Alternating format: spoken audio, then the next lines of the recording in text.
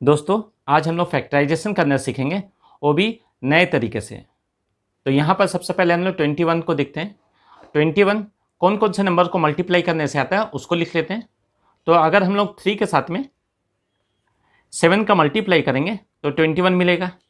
फिर क्रॉस का साइन देंगे, यहाँ p एक बार है, यहाँ पर एक बार लिखेंगे। उसके बाद में फिर क्रॉस का साइन देंगे और y यहाँ 2 बार है, तो इसको हम लोग y को 2 बार लिख लेते हैं। फिर माइनस का साइन है, उसको लिखेंगे।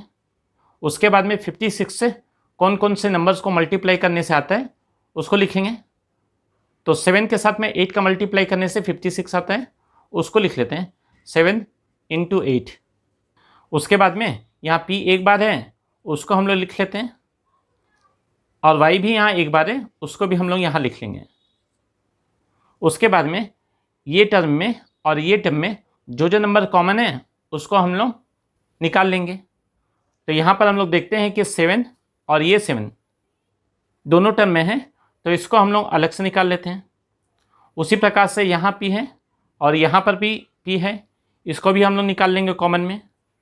और यहाँ y है और यहाँ पर भी y है, इसको भी कॉमन में हम लोग निकाल लेते हैं।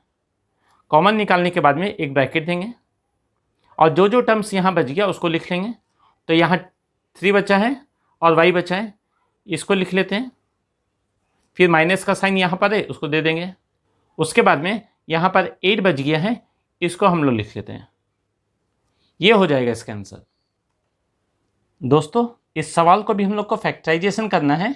आइए इसको भी उसी तरीके से हम लोग फैक्टराइजेशन करना सीखेंगे। तो सबसे पहले हम लोग 4 को यहाँ पर देखते हैं। अब 4 किन किन नंबर को मल्टीप्लाई करने से आता है उसको लिख लेंगे। तो 2 के साथ में 2 को मल्टीप्लाई करने से 4 आता है, तो इसको लिख लेते हैं। तो यहाँ 2 × 2 लिखेंगे। उसके बाद में क्रॉस का साइन देंगे।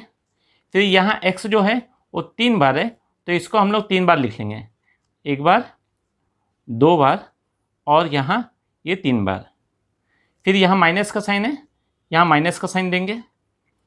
फिर 6 जो है वो किन नंबर्स को मल्टीप्लाई करने से आता है उसको लिख लेंगे। तो 6 जो है वो 2 और 3 को मल्टीप्लाई करने से आता है, उसको लिख लेते हैं। तो 2 × 3। उसके बाद में यहाँ पर x जो है वो 2 बार है, तो इसको 2 बार लिख लेते हैं। तो ये हो गया 1 बार और ये हो गया 2 बार। उसके बाद में इस टर्म में और इस टर्म में जो जो कॉमन है लिख लेते हैं। तो यहाँ पर ये 2 और ये 2 सेम है, तो इसको कॉमन में ले लेते हैं।